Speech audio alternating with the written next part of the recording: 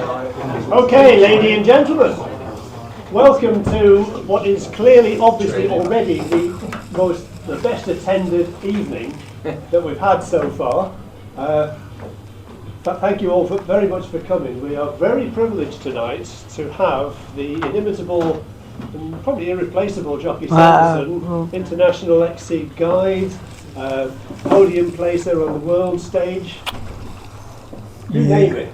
Jockey's done it. Film producer, author. Yeah, well, that'll be next. All of that. So we're very privileged to welcome him here on Flight Safety and Control. Perfect timing as the spring season gets going. That's it, yeah. Over to you, Jocky, and thank you. Thank you, Brian. Thank you very much for coming. Well, so this was a talk. I sort of put it together a little bit post some SIV training we were doing in Australia. But then my friend passed away. I don't know how many of you know Malcolm Grout. Anybody flew with him? Anyone went up there and got coached by him? Yeah. So he's a brilliant instructor, fantastic coach, fantastic pilot. And I think what happened for the Cumbria Soaring Club, they were aghast because, you know, there was a coach, a fantastic XC pilot, brilliant instructor, flying a B wing on a site that he was familiar with. So, you know, he's hedging all his bets to be safe, yet he has an accident. And although we don't know exactly the reason for the accident, I think Malcolm, of all people, would have hated his passing to go to waste. He was a teacher himself, and I know he would have preferred people to learn from the possible mistake he made or the lack of currency because it was a spring flight or whatever. But I think I sort of sat down and thought, what can I do? You know, I was at his funeral, we're all chatting, and it's like, well, you know what? There's a lot of things that's happened in flying recently with two-liners and shark nose and all sorts that a lot of people don't quite understand. And I think going back to basics as well is quite key for people that have forgotten it or got mission fade on it and things like that. So I put together some footage and some stills of various sections of flying and how to control it. So this is really, I mean, this is sort of an SIV condensed into 2 hours. So there's a hell of a lot to take on. And even if you just take home the main bits, I'll be happy, and so will Malcolm. But it's also, if it feeds an area, a seed that says, oh, I want to learn more about that or understand more about that, then great. Because, you know, as far as safety is concerned, I would like to get it out to as many people as I can. And there are different views and different techniques and different things. There are no absolutes, there are no always, there are no nevers in this sport. It's a very fluid environment that if you try something it doesn't work, try something else. You know, you can't just say, oh, I always do this, because it doesn't work sometimes. So that's the introduction. We're not also talking about the sort of negative safety. We're also talking about heightening performance as well with your wing, but we'll go through it. Can you hear me at the back all right? Yeah. Okay, great. Right, so the unique thing with us, with paragliders, is we have pendulum, okay? And unlike hang gliders and any form, the only other one like us is parachutes, really, because we've got the weight here, and that's 6 to 8 meters away from the wing itself, okay? And people don't quite get that. So the wing dives, the pilot dives. They swing, they roll, they yaw. And so not only is the pilot going sideways doing wing overs, they're going forwards in pitch, and they're also yawing on their yaw axis. We've all done the exams and we know about pitch, yaw and roll, but it's understanding the effects of the glider and the pilot, and most importantly, how the pilot, the pendulum, affects the glider for the good and for the bad. So I'm going to stand a bit further back. And you've got to get that, because understanding this action, that you are totally unique at this. This is what is fantastic about paragliders. It helps us puncture into cores. It moves us quite dynamically into turns. But also, if you have a deflation, it rolls you quite quickly into that deflation, which can be bad, but it's also a good thing because you've got roll. So it's about understanding the dynamics of this pendulum, okay? And what we're seeing a lot of now, especially with shark nose, especially with the way the rigging is now, is the pendulum in roll, when you have a deflation and you catch it quickly, stabilizes very quickly, okay? So this is what we're sort of explaining in this talk as well as anything else. So first of all, we'll talk about pitch, okay? Because pitch your roll, blah, blah, blah. We all know that when we're flying, we like to see our gliders above our heads, right? That's where we want to see it when we're flying along. Banking in the thermal, yep, there. Might go to there. Yeah, happy with that. Back there, ooh, let's get you back here, thank you. It's that sort of flying, isn't it? So that's the sort of the green zone, if you like, of where you prefer the wing to be. You can actually have it quite a lot further forwards if you're doing maneuvers or really getting into a core of a thermal. You could be right to the horizon. It doesn't matter. Don't be afraid of letting the glider go beyond the green zone. But what we want as pilots is to get that glider back up to there, not just because of the pitch of the wing, but also because it gives us this pendulum stability. We're underneath it, rather than exacerbating the problem doing this. Okay, so just looking at pitch for now. Here is what we would call, if you're in kiting or anything, that's more towards the sort of power zone. Okay, it powers up when it gets just to beyond about 20 or so degrees. It starts to accelerate, which is why a lot of gliders, you're flying and it suddenly dives and I couldn't catch it or whatever. It accelerates to a point, and then it gets to about sort of 0 degrees and it starts to collapse. But I'll show you that in a bit. But there you'd say, to make it really simple, they're your green, amber, red zones, aren't they? That's where you want to keep the glider away from being right down there. And if it's right back here, whoa, what am I going to do? Am I going to let it go and get ready for a big dive? Or am I going to stall it?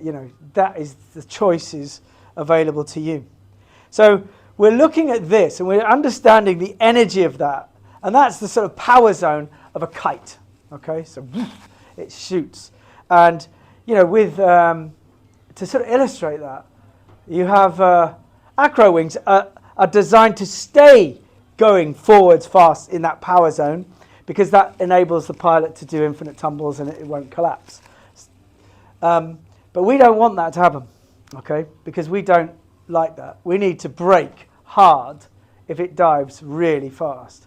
And the one thing that we always say, rule number 1 when we started to teach people, is if it really dives fast, aggressively, you brake it.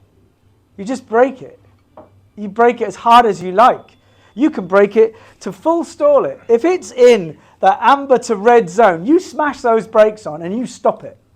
Don't just give a little bit of brake and hope that it slows down. You stop it. You can have a glider fully stalled in front of you there, fully horseshoeing like that. You're still okay, because the next thing that's going to happen is your pendulum. But you've stopped it getting worse. And a lot of pilots have this fear of braking. I don't want to overbrake because it'll stall it. It's like, well, it's not going to stall it. That won't be a problem when it's there, because your pendulum has got to go to there before it then stalls. So understanding that, not being afraid of seeing it right there, and you see, whoa, and then, oh, my body's swinging underneath. Now I can let off. Now I can let the pendulum do the work. So you're using it. So I'm going to talk later about this, but in certain scenarios, in cascades we call them, when the glider's all over the place, if ever you see something and it's way beyond the horizon but rotating round, if you were to let go at that point, the pendulum again would recover you. And that's why we say sort of that's a release zone. If you're, in short, if you're seeing sky, ground, oh my God, what's going on? Sky, ground. If you see the ground, let go. you see the sky, hold on to it. Because if you release when it's right behind you, then it's going to shoot, isn't it? Not only is it going to shoot, you're going to have huge drop back and huge dive. So there are points at which you just say, right, well, what am I going to do? It's right behind me. Do I let go, prepare for a break, or do I stall it and go back fly, stabilize underneath it and recover? It's where you are in your flying, isn't it? It's how many back flies you've done. So that's just all about the options you have on pitch. There's many, many more. So when we teach, when we introduce pilots to pitch, one of the exercises, understanding not just the pitch pendulum, but also the stall point. And you basically, everyone should understand it. And in your CP, you have speed awareness, where you slow the glider down. Do you remember doing that on your course? And you slowed it down and got really nice and quiet, and then the instructor said release, release, release, and it surged and made a nice noise, and that noise means recovery and you're out. So this is a pilot doing just that. I put the volume on. Release and break, and hands up. Piece of cake, right? Absolute piece of cake. The pilot went to the end of his green zone as they just started to drop back into a stall. So the glider starts to go. And what the pilot will feel is, if it does actually, when you're doing it in your CP, you don't ever get to the stall point. But what you do feel is, you feel tension, tension, tension, more and more tension, and then no tension. And what happens there is the glider is now stalling, so you've got no resistance. But you'll also feel the glider dropping back. One or both of those you'll feel. But wherever it is, you'll feel a lot of resistance, and there's nothing. And that should tell you straight away, hands up, break the dive. And if you're quick, like that, oh, that's not right. And then it shoots over your head, and you have to let it come over your head and then break it. And you match your braking with the dive. So if it's a fast dive, you brake hard and fast. If it's a smooth, slow dive, you brake slowly. But you have an answer for the same dynamic of what the problem is. So this is a pilot that's now being left on their own to do it. So what we do is, when you're teaching, the whole idea of SIV is to get you ready for flying simulated incidents in flight. You come in. Why not? You can hear. Okay. So we always do exercises on the radio, and then I'll always say, okay, do that again in your own time. It's so that the pilot can say, hand on heart, yeah, I did that on my own. I recognize that on my own without hearing the radio, and I got it out on my own. Therefore, I learn. It goes into a deeper phase of your learning and understanding. It becomes more instinctive and easier to understand. If you're just responding to radio, you're not really learning a lot. So this is a pilot on his own doing it.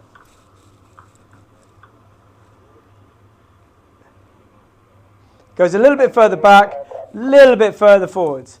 So not as sensitive as you'd like, but gets away with it. And obviously, if it dives, you can break the dive.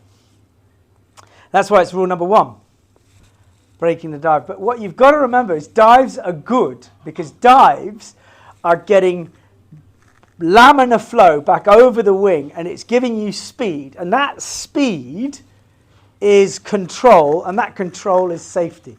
Okay? If you've got speed, you can maneuver. So don't be afraid of it. Yeah, break the threats, but use the speed, use the glider's dive to maneuver away from a cliff or away from the collapse you have or whatever it is. You're using the dive. Do you see what I mean? But that's not turned around. That's not a picture turned around. That is a pilot just holding on just a tad too long. So you're thinking, oh no, what's going to happen now? Not only is the glider going to dive, but the pilot is going to swing. So that's going to double trouble the glider. No glider is tested to that, because you'd lose all the test pilots. We used to do that. We used to do 2 stalls at the very beginning in the sort of 90s in order to get it to pitch. But it's too dangerous now. So it's not even tested. It's tested to go to the stall point and let go and see that dive, the dive you saw. But it's not tested because we know what's going to happen. And there's no such thing as passive safety. I bought an A-wing, so this will never happen to me. Because it will, if you do it wrong. And you have to understand that. So you do have to pilot the glider. Whenever it's above you, yeah, you can put your hands out basically, because there's very little energy when it's above you. But when it's here, you've got a huge amount of energy. So what would you do? You'd think, okay, I haven't done stall to back fly yet. I don't want to be in this position. What do I do? Yeah, for sure, let go. But get ready to let the glider come over your head and break it. And I mean break it. What most pilots do is that. They go defensive and they'll go, ah, because they imagine themselves hitting the wing, and so they put their hands out like that, and the first thing they hit is the back risers, because they've got resistance. Oh, I'll hold on to those. And so they're just pulling a little bit of brake, but really not enough, is it? You need to break the thing. You need to stop it. You need to do this, not this, not this. Because you're not, going to hit the wing. You need to stop it. So stop it. And it's that. And it doesn't feel right because you feel a little bit psychotic because you're going to headbutt it. But you need to do Superman. You need to do that because that stops it. And as it goes really far forwards, your braking will stop it. And it'll get to the point where, I'm starting to overbrake. But now I'm penduluming. Now I'm going under. Now get off those brakes. I don't need them. And fly away. That's what we call recovery phase. This is happening. Not this anymore.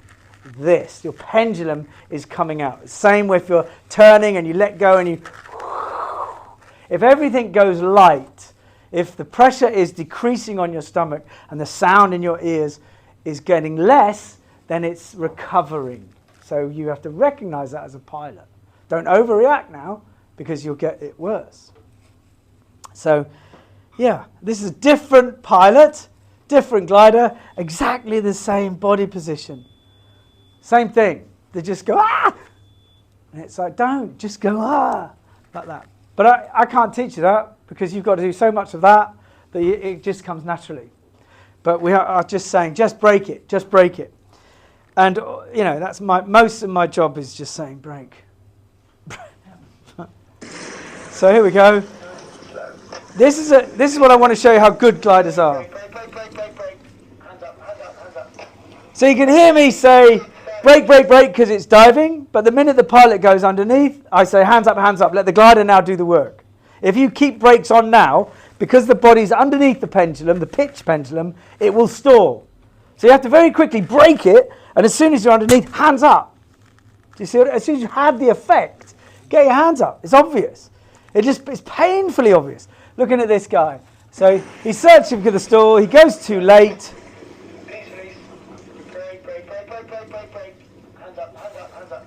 So you heard me say brake, brake, brake, brake. So 4 brakes. That's nearly 2 seconds the pilot had to just smash those brakes on. But did he? No. Because he was rabbit in the headlights. Well, not his fault. These are all reactions that you have. But what's beautiful about this, I'm going to show it one more time, is look, the pilot did nothing, but watch the glider. So the pilot went right to the stall point, which is what we test. What would happen if a pilot went to a stall point, panicked, put their hands up, and did nothing? And you have to check that it's safe. So the pilot, without any brain, knows it's diving. I'm going to get to 0. When I get to 0, I'll start to collapse. And the action of it collapsing allows the pilot's lines to go relaxed, for them to then fall past the glider, providing they keep their hands up, poof, it goes back to trim and it flies again. That's how good your gliders are. And you will all be flying them. So watch, it goes to 0, deflates, to not allow the pilot to be sucked in. Okay? That's the power band. That's the bit that will suck you in and make you hit the sail.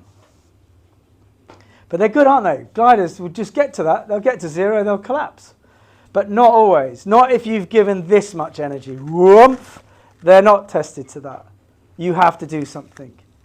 Everyone with me so far? On the pendulum of pitch. So here's a lovely glider. And this is one of the worst scenarios, right? Because that glider is fully inflated, sort of. So it's got a good wingspan. And it's got very little brake. So the pilot's now going to let go of that. oh, so there's no two phases of it opening and diving, slowing it down or anything like that. And you've got the pilot swinging underneath. So this pilot needs to break it because it's a hot knife through butter. Phew, it's going to dive. So it doesn't, okay? The glider gets to the horizon, it then collapses, and the pilot falls past it like that. Where are his hands? Oh, I hope no one sees me. And now he's texting his mates. And a second later, the glider does that. Isn't that incredible? So you go from that, which you would never want to see, to that in half a second. And then the pilot will fly away going, yeah, I meant to do that. And all that pilot had to do to stop all that is brake. So here's the whole thing in real life.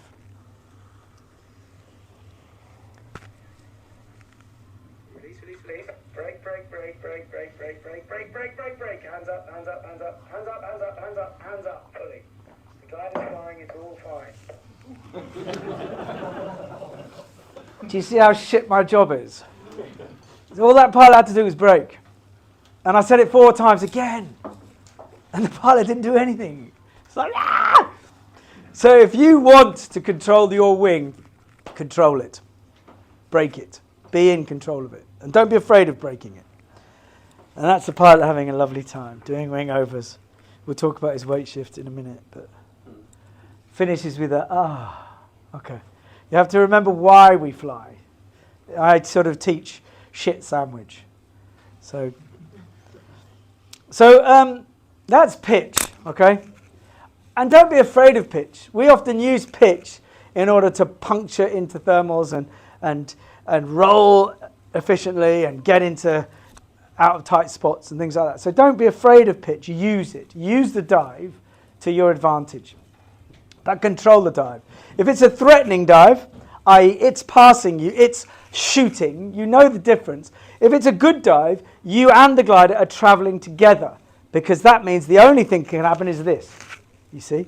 A bad dive is that, and that's the one you've got to break. All right, roll. So we talk about roll because of wing overs, don't you, mainly, but there's more important aspect to roll when we're talking about deflations, okay? Because it's deflations that cause us to roll quite quickly. But you can prevent that quite easily if, once again, you're quick to react. So, look at that glider, okay? Half of the wing is deflated, gone. The pilot is actually weight shifting into the deflation, isn't he? Strange that. You wouldn't do that, would you? Weight shift into a deflation. You're crazy. But what actually happens is once the pilot has caught it, stopped the deflation pulling them, and their body swings underneath the wing.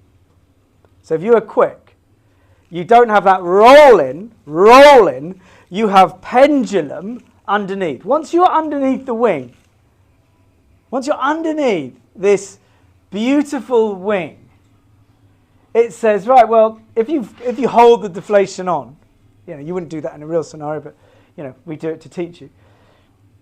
The physics, it hasn't got a brain. It can't remember what happened just a few seconds ago. All it knows is, well, hang on, I've got weight here, and I've got action-reaction here. So my wing is now this big. Not that big, that's irrelevant. That's not creating lift. It's not doing anything.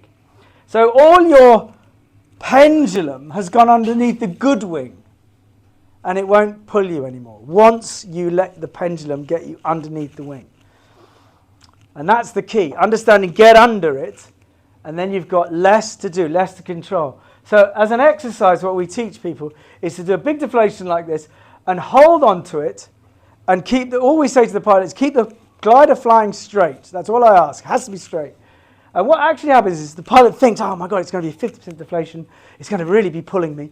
And so they have the deflation. They're quick, opposite weight shift, opposite brake. But as soon as they swing underneath, that opposite brake and opposite weight shift gets less and less and less until to a point They even have to weight shift into it in order to yaw straight. Because of the drag, it's having an effect on the wing. Different things are happening to the wing. It's understanding the change. And it's all because it just doesn't care about the deflation once you're underneath. And so take away that urgency. Understand once you're underneath and it's flying, hey, I'm cool. It's flying, it's all right. Now, do I need to really panic and over-brake and spin it or stall it? No, I can just pump it out. Good and proper, I can actually, in a deflation like this, you can actually turn away from the deflation, away from a cliff. You don't have to turn into it. Or you can let the deflation let off the brake a bit and let the deflation turn you. You know, you can use it, but you've got the situation in control. Because you, as pilots, have got to think about the pitch, the roll, and the yaw, but also your position and altitude. That is really key. You know, everything happens quickly, and if you're close to the ground, you need to be able to know exactly where you are, what to do. So, for example, this is where prevention is. If I arrive at a cliff, I'll arrive at a cliff, and I'm thinking, I'm not sure about the winds, I don't know where it's going to come if a thermal rips up. What's the worst case scenario if I arrive at that cliff? I have a deflation on the cliff side, and it slams me into the cliff. I don't want that to happen. So I'll weight shift away from the cliff, still fly normally, you know, but I'll be weight shifting away. And what that is doing is, if it did go really quickly, then there isn't that fall in and roll and energy given to the 90-degree drop in. It's a 90-degree, whoop, pump, now I'm facing the ground going. If I just weight shifted away and was quick, all that will happen is, if I'm really quick, the weight shift has helped me give me half a second to give me time to get onto the brake. And as soon as my body swing is underneath, there will be no pull anymore. The pull only comes from the initial roll into the deflation, the transfer of weight. Once you're underneath, it pulls you a lot less. A lot less. So be quick. Be quick to react. Be quick to brake, but be quick to react to a deflation one way or another. So here's the demonstration of what we're talking about. So the pilot does a 50% deflation, and now he swings underneath the flying wing. There is very little pull, is there? There's hardly any brake on the right-hand side, but the glider is not pulling because the pilot has swung underneath the flying wing, and therefore it's quite happy to fly like it is. It flies beautifully like that. No stress. Once the pilot has swung underneath, once you've gained control of that. But it's about speed. It's about being fast to not let that pull you. Get underneath, then back off and deal with what you've got. Do I need the deflation to turn me? Can I turn away? Can I just simply pump it out? You know, what are my options? But stop it getting worse. You've just got to stop it getting worse. And that is fast reactions. And I see, you know, I'm in the safety committee and we have to see a lot of things. And a lot of incidents would have been prevented if the pilot was quick to react. Not look, oh, what have I got to do? Too late. You have to get it on and smash it on. And deal with dynamic situations. And it isn't about... obviously, the more you do stuff, the more instinctive and easier it is. But it's also about be quick to react, be really quick to react. And we teach, I'll explain that in a minute. I'll just talk about this one. So here's a big deflation, right? And the pilot's got their speed bar on, and it's going to take them really quick. Boom, turn, drop in. The pilot very quickly on the brake goes to 90 degrees, gently pulls it back on course and pumps it out as they're back on course because the pilot's quick to react. If the pilot didn't do anything, that would have just accelerated. So off he goes, bigger drop in now, but gently brakes to the right, pulls back on the course. It's about being quick to react. Now you might say, yeah, but he's on a course. He knows he's about to do that, which is why he's quick. But that's how quick you should be. And that's what people sometimes don't get. Now, when we're flying, whenever you see all those Enzos flying and they look like beautiful, just swans up there, never deflating, beautifully flying elegantly, 100 in a gaggle. You've seen all the pictures and all the video footage looking down on that gaggle and then going on a glide. They're traveling at 70 k's an hour at full tilt. And all their pressure, their gliders are creaking with pressure and tension. And if they have a blowout, that's their history. But the pilots, why aren't they having the blowouts? Why aren't they having any problems? Because they're reading the glider. They're quick to react, really quick. And so you'll see them in coffin positions, but they're feeling the risers with their brake, with their back, the tension in the risers. They're feeling the glider surging. And as soon as anything happens, they either let it go and let the pendulum bring them out, or they're quick to come off everything and go into defensive. But that is quick. And one thing I will say, whilst I'm on that subject, if you're flying competition wings, is if you're traveling along with your back, when you're on speedway, you can vector the back risers and you've got blocks to hold now to steer. If you're doing any steering or you're controlling it with anything, and you have a massive blowout or a problem, don't let off that and then go for the brakes and brake. Just pull down whatever you've got. That's if you've got a two-liner and a high aspect ratio. It's just to stop any confusion. But I'm guessing not a lot of people in here have got two-liners. How many have got Enzos? How many got Xenos? How many have got Photons or similar? Okay, great. Okay, so we'll talk a bit about two-liners. But it's about, what I'm trying to emphasize really, is the speed of reaction. It's instant. Because that, the pilot has got to be, boom, I've got deflation. It's now taken me. I've got to smash on the opposite brake, roll underneath, and back off and calm it down. So very fast to react, but quick to back off. Because once you're underneath, you're in control again. You've got it in check. If it's accelerating, getting worse, then you haven't got it in check. You need to do something. But if you're really fast to react, you're okay. And people think, well, I could overbrake. It's like, no, don't worry. You can smash on a brake. Nothing will happen for a second. And you've got a second then to think, oh, I don't need that. Get off it. Do you see what I mean? But a lot of people just do, what? That's too late now. You've had that half second and you've delayed. Whoa, what the hell? And you back off. And which is why we teach a lot of pilots now, fly along and smash the brake and let it go. And they'll see their wings sweep back and nothing happens. And it's about understanding. Yeah, don't worry about over braking as long as you're quick to get it off. Because you've got to be very fast to react. So this scenario, here we go. Dush, deflation. Pilot quickly reacts on the brakes, gently pulls it back, gets back on track. So the idea is you're traveling at speed, massive deflation, bang! You've got 90 degrees. A 90-degree turn is a drop-in. The glider is doing this. That's a wing over. That's full speed. That's perfect for then rolling away using all that energy. And all that energy in the roll back onto the track, which is what you wanted to be on, rolls all the air through the crossport venting and to the tips. And that opens it all up because the pilot's quick. Okay?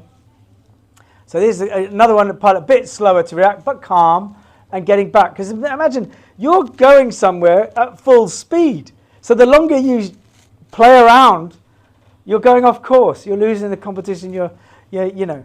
So it's about... So there's a big deflation, there's a 90, it drops in, so the pilot then just uses it to roll back, never more than 180, bang. And that's in real time, looks pretty slow, doesn't it? It's all quite benign, it's all quite easy. So it's understanding that, and it's understanding you can punch on those brakes. And we say to people, pump the brakes, and they go,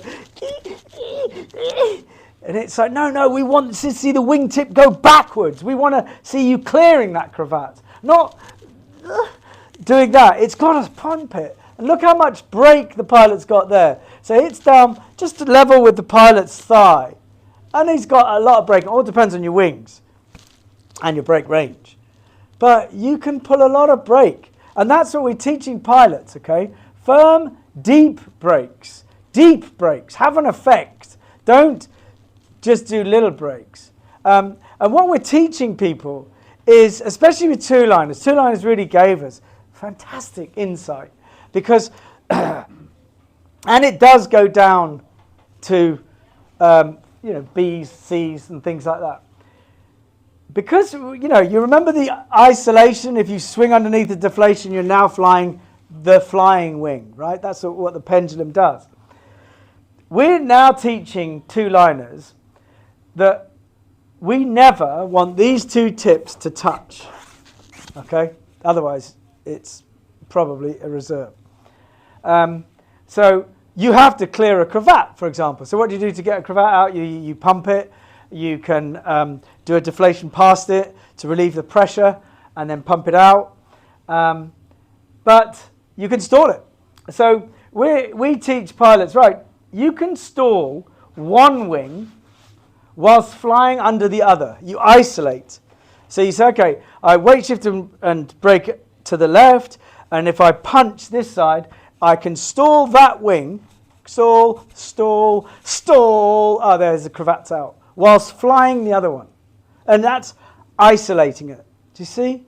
And you can still do the same technique with lower aspect ratio. Obviously, it's not as obvious, different, because it's not as spanny, but it still has the same effect. You can still really punch it. So here's, this is an example of it. So the pilot's flying along, weight shifting away, and he does another one. I'll just do another one. So you can see how much the wing sweeps back, but the glider's flying fine, isn't it? No problem. So you need to clear something, you clear it. You pump it. Don't do these exploratory, well, it's not coming out, I'm really pumping it. Because you're not really pumping it, because the tip isn't sweeping back. And you've got to have that effect, as long as you've got flight. So look, nice. And that's what you're doing.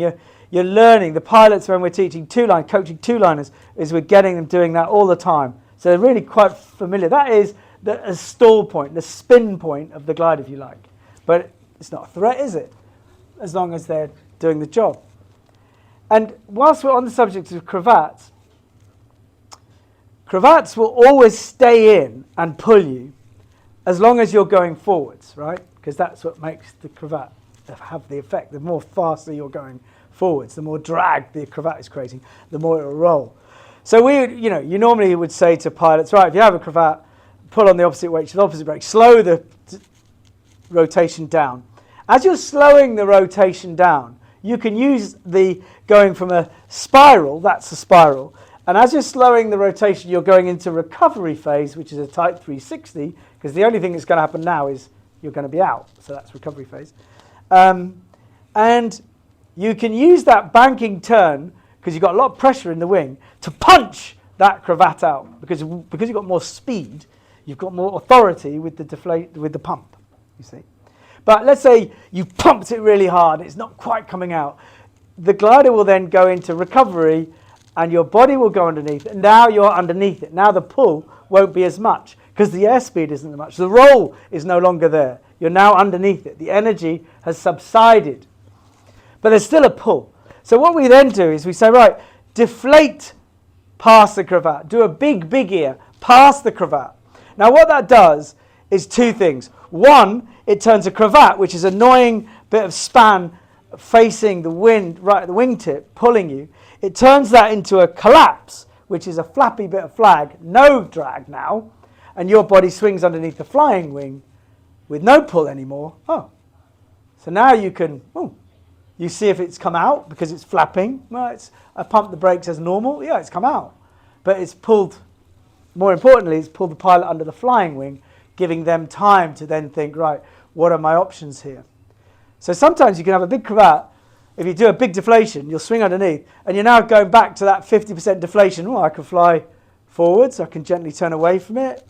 I've got more options now because I've calmed the situation down. Do you see? And so that's why we do the big asymmetric past the cravat and turn it into a collapse, and it creates less drag.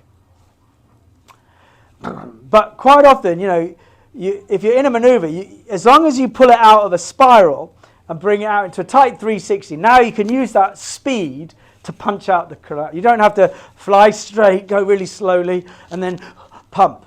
You can be in a turn. And that's like when you're in a thermal. You're thermal and poof, you have a deflation. You just keep turning and you pump it out whilst you're turning. You don't fly straight, fly out of the thermal and then recover, because that's pointless. You might as well stay in the thermal, because that still gives you lift, but also it gives you pressure because you're banking. Do you see? And so you can really smash it. And we mean smash it, not this. Happy so far? But what you get sometimes is outside deflations, which take people by surprise. So she's doing beautiful wing overs, and boof, there they go, outside deflation. So she pulls out right brake really beautifully, calmly. Very simple error. The most common error in learning to wing over is an outside deflation, because the pilot's so busy turning into the turn, they forget to maintain pressure on the outside, and it deflates. And that's what I'll show you secondary deflations later, but the upper side loses pressure and deflates. You must be maintaining pressure on the inside brake and on the outside. You must be a spider feeling the web and pressure. And that's what we call resistance, if you like. And it's more a connection with the wing. People call it active flying, but you have to go into more detail. Often people think active flying, that's just braking all the time like that. It's not. It's understanding the pressure within the wing. It's understanding, I want this lovely resistance in the brakes. I want to feel the wing all the time. And if you don't, and your hands are up, or you're not listening to the wing, feeling it dive, feeling the sounds and the surges, feeling the lack of pressure on the back risers, that's your telltale that something in a half a second is going to happen. And if you haven't got a connection with the wing, you've lost half a second to react, which is why we feel it's very important to have this connection. Always feel a bit of resistance. So that pilot, yes, she was focusing a bit too hard on the wing overs. She didn't have enough upper brake pressure. And boom, the deflation comes in. But the deflation came in right when she was banking. So she was in a full bank to the right, for example, and had a deflation on the left. So remember the pitch deflation problem. You've got now a roll deflation problem. So if you let that deflation turn you, it will get really bad. So which is why you've always got to be really quick. Because if you have an upper deflation, if you're in a thermal or you're turning and you have an upper deflation, that deflation will pull you and take you over the wing. And you've now got to stop that, get on the opposite brake and be quick. Okay, so just as soon as you have any deflation that takes you off course, you address it. Address the one that's taking you off course, not the initial one. Because quite often you can have a deflation that, yes, you're flying along, boom, you have a right deflation, it turns. And now it turns so fast that the right deflation comes out. But because you've gone so quickly, the left deflation comes in. That's the one that pulls you left. But you say, hang on, I had a right deflation. Forget the right deflation, you're now being pulled left, so pull on the right brake. And you have to think quickly. Whatever is pulling you, you address. That's the quickest answer. So that's a secondary deflation. But just be really quick to react. Here's a pilot that is a little bit slower to react. So the reason we teach wing overs is to give confidence in roll and pitch. So you can see he's losing pressure on the top, upper brake. So now watch. Left brake. Hold the left brake on gently. Now. That's it. The pilot goes underneath, calms it down now, and then pumps. Okay. Do you see? So you can see how fast it pulls you. Very quickly. It looks really benign. It lazily comes in. But because you've got this pendulum in roll, not pitch, it aggravates the problem because you're penduluming into it. Once the pilot's underneath, then that goes away again. You lose the energy again because you've lost the pendulum, which is really important to understand. Everyone with me? Cool. You want to see it again? Can you show us that one again? All right. Break. So we can see. Good, he's offside. Break. Good, he's offside. Break. Put up the break now. Lovely. So watch this. Up the break. Bang. Okay, left break. All the energy rolls in, slamming the pilot. They're quickly to react. As soon as they're underneath, Pump on the right. now it's stable. Now they can pump on the right, get it out. All good. Okay? But, you know, you can see... oh, well, we talk about cravats. There we go. Oh, do we want to see this? So here's a pilot going into backfly. They then let it out with a cravat. Left break gently. But look, it was originally left, but it's now right. It's all out anyway. So the pilot then very quickly... Get that tip out. So watch. A pump doesn't work. If it's not coming out, keep your heading towards the landing. So now the pilot has to think about where I'm heading because they're in control. So they've just got a cravat. That's not the problem. It could be their heading is a problem. So always look about your altitude and your heading. And then the pilot then does a big ear, passing the cravat, look. And that enables the pressure to be released on the tip, but it also takes the drag away from the tip, which is what you want. It does two things. It'll either get it out because you've released the pressure, but it'll also stop pulling you, which is what you want. You can land with 50% of a wing, no problem.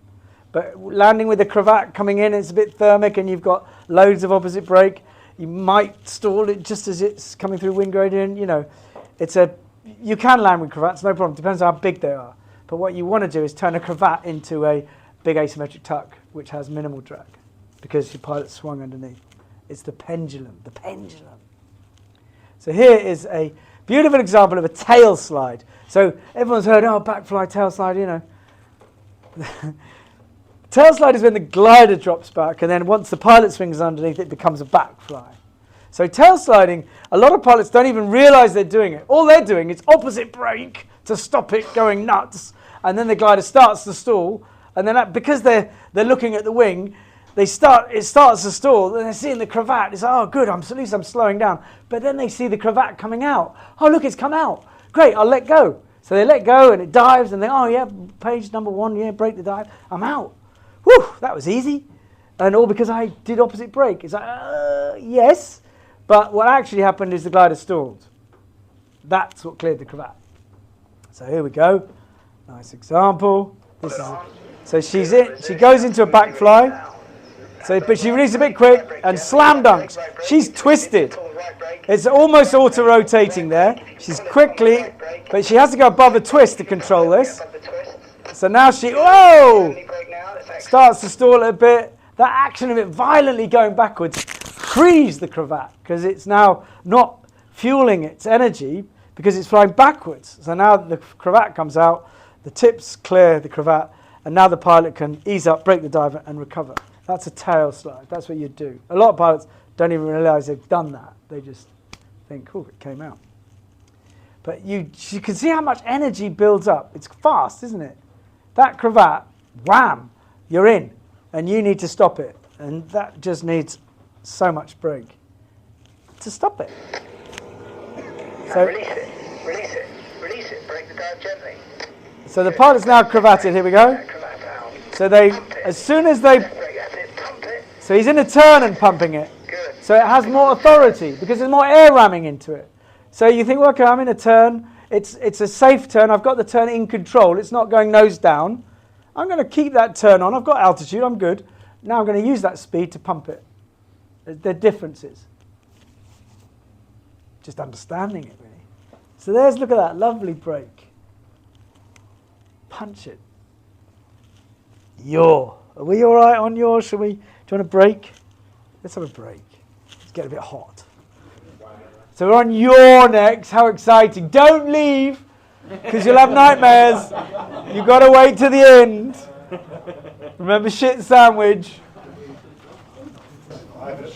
Right. Has anyone got any questions on the first session?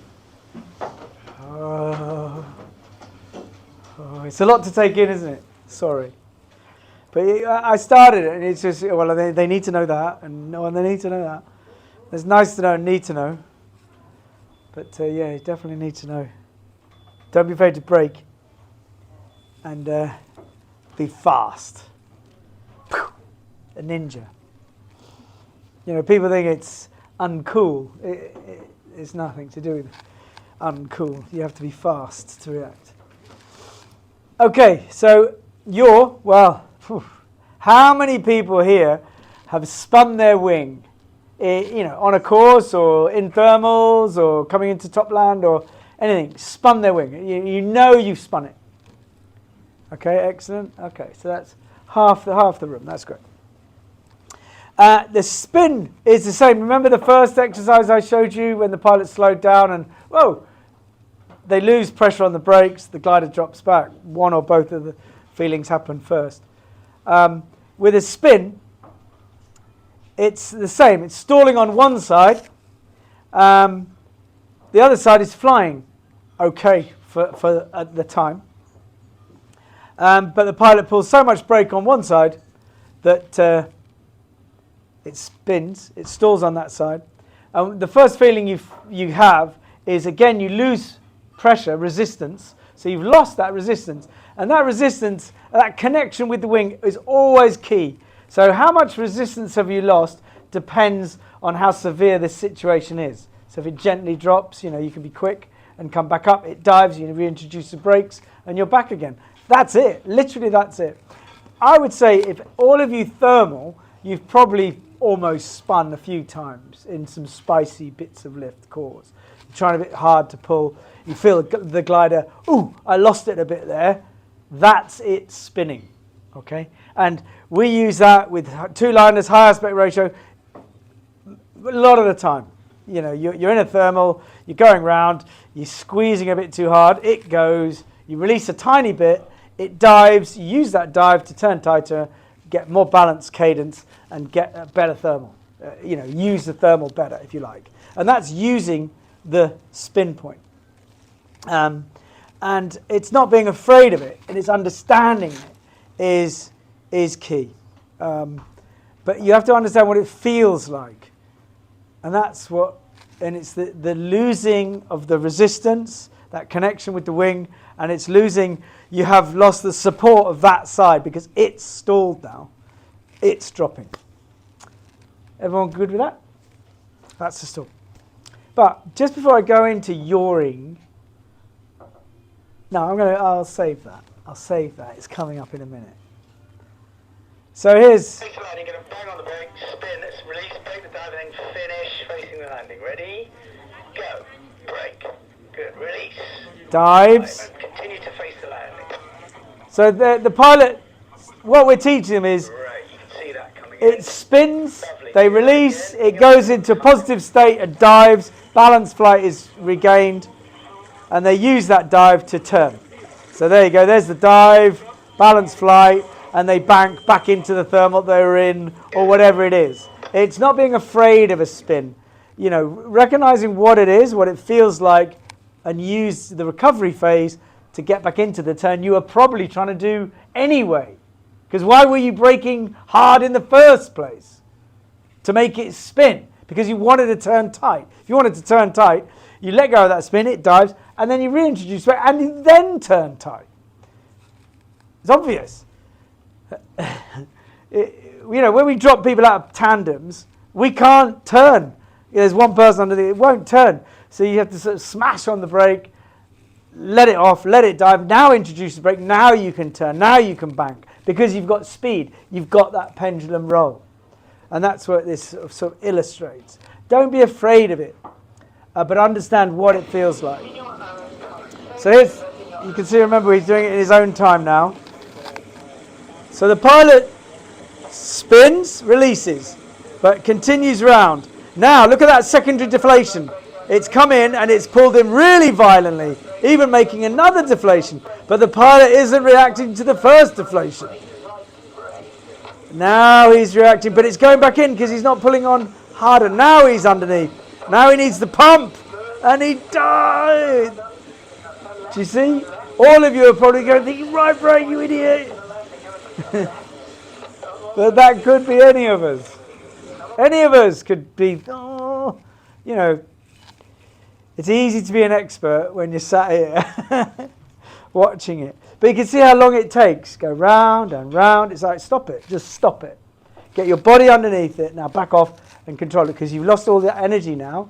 Now you've got more time. You're buying yourself some time to deal with it. And all it needed was a real punch, and it would have come out. He could have punched that whilst in that turn. It would have come out. But, you know, the pilot doesn't know that.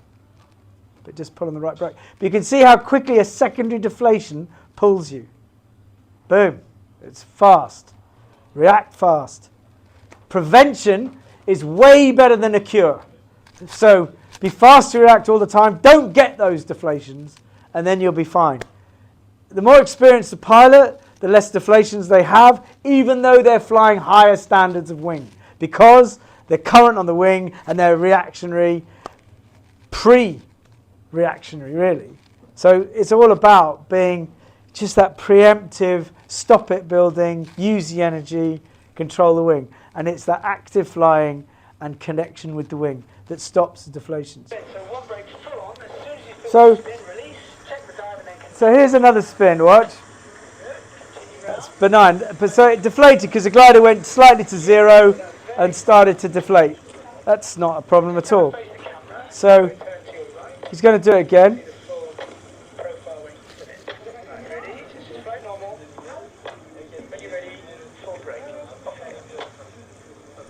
So you can see it, but now he releases in front, and he uses that energy to dissipate. The pilot goes underneath the wing, all energy's dissipated. And that's what you want to try and achieve, that pendulum, to calm it down, to be underneath the wing. Now this time, he spins, holds it on, and it's in front as he lets go. But as long as you keep going the same way as the rotation, you will be fine. But if you ever let the outside deflation pull you, you will not be fine.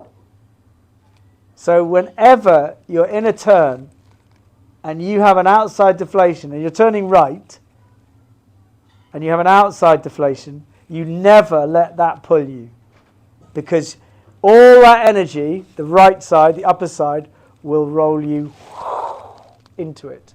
You've got to be really quick. You see the upper deflation, you keep turning. And this is another thing we're teaching pilots in spins is, if you've let go and it outside deflates, you keep turning right. You've got out of the spin. It's no longer spinning now. It's in a rotation turn. But if you have a collapse whilst banking, it will pull you violently.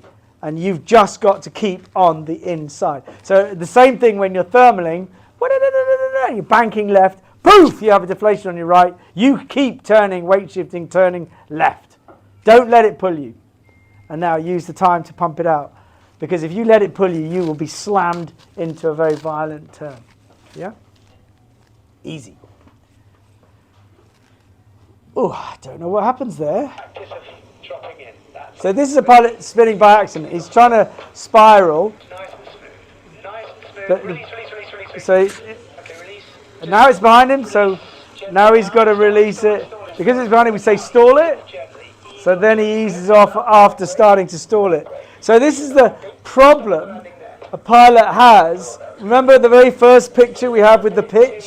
If the glider's right back there, it's like, you know what, it's safer to stall it than it is to release it. But then if the glider goes forwards, it's safer to release it than try and stall it. Do you see? It's a real quick decision time. Which is why we say, if in doubt, if you see the ground, let go of it. If you see the sky, hold on to it. It's a really crude way of remembering how to do it. So, do you remember I said I'll come back to this? Do you remember when you're spinning, you smash a brake on and it rotates, it goes to 90 degrees and then it leaves balanced flight on the side it is been applied. But the first ever thing I ask pilots to do on our courses, to understand the subtlety, the immense subtlety of the wing, is fly along And without being on radio, it's your homework, just if you remember. Fly along, trim speed, everything's great. Smash a brake like that, let it go. Just do that. Just down until you get a resistance and let it go. Boom, boom, boom, boom. And tell me what your body does as a reaction to that action. What does your body do when you jab that brake? What does his feet do as a reaction to that initial jab of the brake? You tell me. Huh? Goes the other way. Brian's going for the other way. So he jabs on the right, his feet go left. Is that right? Stays the same direction. We've got to go the other way, haven't we? So if you think about what it's actually doing, so your wing is traveling at 38 k's an hour. Suddenly a little bit of brake is applied, not smashing it, slowing down or anything, just brake is applied. Angle of attack is created on one side, therefore lift is created on that side, therefore that wing goes up, pushing the pilot away from the turn they're initially starting to do. So your feet will go away. Jab away, jab away. Oh, that's not weird. I'll jab away. And you're jabbing and your feet will go away from the jab that you're doing, away from the brake you're applying because you want to turn. Now add that into I'm smashing the brake on with my feet right out. If I smash the brake on, it will go to 90 degrees and then spin. That's what it's designed to hold you off, to say, are you really sure you want to do this? It gives you that time before it spins. But because you smash the brake on with your feet right out, your feet are already 45 degrees off your course line, and now it's gone to 45, but it's spinning at 90. Your feet are still going that way. Woo, opposite. Now you spin, you're backwards, you twist. So understanding that sort of subtlety of, yawing around in your harness is, it's okay to sit with your feet out. It's okay to sit back. It's great. But understand what effect you are having. So if everything is going nuts, the general rule is to sit up, get your body between the mailons with your feet in so that you can travel with the glider better without yawing, without rotating. Because a harness with a fully supine will move a lot slower than the glider, you see? When we've got perfect cadence and you're doing beautiful wing overs or excellent cadence 360 spire thermals, then you travel together. But the minute you're telling the glider to do something, when you're not going with it, you create this yaw. And that's what you have to also understand. It's for good and for bad. Here's a pilot. Oh, do I need to show you this? Who he rotates and twists. But because the energy of the glider is less and the pilot has altitude, we then reassess and take time to recover. I'll show it to you, it doesn't matter. So he's doing the spin. He doesn't release. Now he's in a rotation. Now the pilot's underneath. Now, so it's behind him, so we say stall it, but he's already twisted, look, his legs are out. That's the equivalent of being in a pod. But now he's stalled with a twist. So the glider's locked in a stall. It's thinking, well, I'm stalling. So what we're saying is put his hands up so we can assess it. But the glider is above him all the time, so there's no major threat. And we've got altitude. If we haven't got altitude, we throw a reserve straight away, don't we? So we're now assessing the situation. It's now in heli phase, i.e. it's in deep stall but rotating.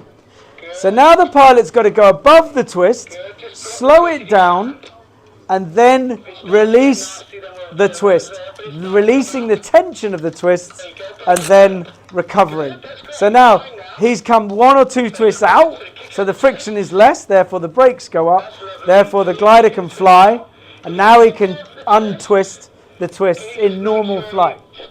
Okay?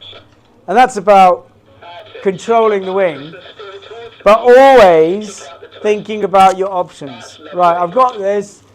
It started high up, but have I got time? I'll give it one go, check altitude. And that's understanding that as a pilot, remember we talk about... So I just turn it down. Recovery. Well done, mate. You can have the rest of the flight off. So, Get yourself a pint. yeah, go get a drink. But in that situation, if the pilot suddenly lost height or it went into a nosedive, then it would be a reserve deployment. But because it's like, right, I've still got options, I'm going to still explore my options. And a twist, when you have a twist, you block the twist to stop it going any more, because once you have one twist, it'll just keep going, because there's no resistance anymore. So you block the twist, your arms are risers, and then you vector the brakes or the back risers with your hands. And so you always keep your brakes in the toggles, and you vector with the brakes, so you're pulling them above the twists, control, and then you look down and think, right, I kick out this way, and you unclick. Don't do this. So the pilot has a twist, yep, slows the twist down, he goes above the twist, and look, he's vectoring the brake there, look, now he's controlled it, but he let go of the brakes to do it. So now he's really coolly slowing it down, stopping it, vectoring that brake line, the upper brake, look.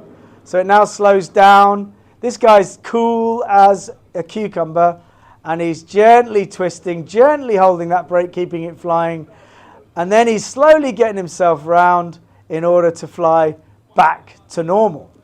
But once he gets back to normal, he thinks, oh, shit. Shit. Because they didn't keep the brakes are redundant below the twists, so just keep them in your hands. And as you untwist, it all comes back to neutral. You don't want to end up like that. Wait, what he had to do then was land with the back risers, because he couldn't undo it in time.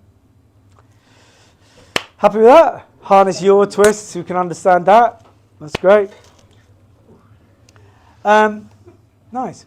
So we are going to talk about stall, because stall is a reboot of a glider, but we don't like fully stalling anymore, because it's a real tough one. With shark nose, with high aspect ratio, with lines being further back from the leading edge, we really don't want the tips touching, okay? And fully stalling, holding on. It's okay in A gliders and low Bs, it's fine, because the risk of an A or B pilot letting go is way higher. So that risk of them hitting the sail is higher.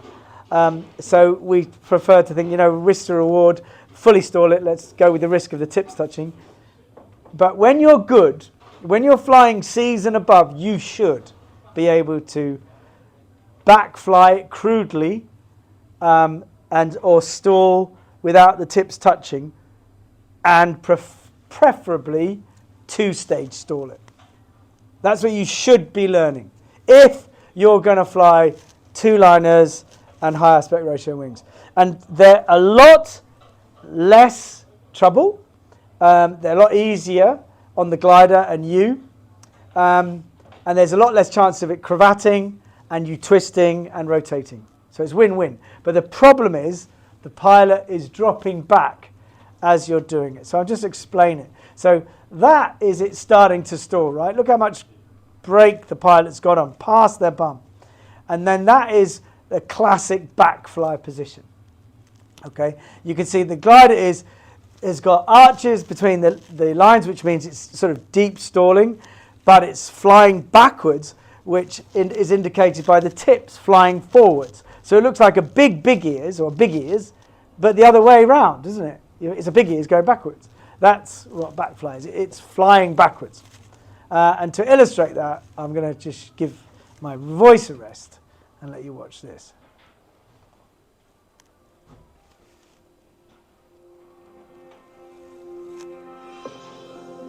The two-stage stall to backfly is a great recovery technique to clear cravats and also exit from spins, which could twist up the pilot. It's better than the full stall as it retains the wing's span and doesn't drop back into a horseshoe, which can encourage cravats and also twisting of the pilot. To do one, the pilot applies full brake to stall the wing. As the glider drops back into a full stall, the pilot will release the brakes to create the tips to expand again and quickly reapply. This is done within a second. There. That's how quick it is. The glider's got to continue going backwards. Brakes come back down to around where the carabiners are, but they're hovering in a point where the pilot wants the glider to continue coming back, but maintains brake control until they're completely underneath it. Now this hand position is around the mailons, but it hovers, and the pilot is concentrating on looking up, keeping the wing flying backwards and stable above their heads. So you can see that's benign, it's clearing a cravat, it's getting yourself back into the game again. Flying backwards and the two tips flying forwards. That's a characteristic recognition of a back fly. Once you're stably in that back fly, the pilot then releases the brake smoothly, allowing the tips to fill with air and dive to get balanced flight. But sometimes the tips, as you're releasing, can stay in because they're in front. In that case, just keep the glider flying and give the tip a nice healthy pump out with the brake. With two liners, we often teach the pilot to isolate the tip and pump hard, so hard that it almost stalls, but still fly the other wing. The goal of the pilot is to keep the glider dropping back as they pendulum underneath the wing and stabilize in the back fly. If there is too much time between the initial stall, release and reintroduction of brakes, then the glider can shoot and dive. If that happens, then it's important to break the dive and recover. It is also very important for the pilot to stay sat up and straight in your harness. Focus on the wing. Focus on it dropping back smoothly, maintaining its span until you are underneath it, and balance with your brake pressure, maintaining control and pressure throughout the maneuver. The two-stage stall to backfly is a great recovery technique, but with all advanced flying techniques, this takes piloting skill and So you can look, you could do this. That's quite benign, isn't it? When you look at it, you think, oh, I could do that. You can do it.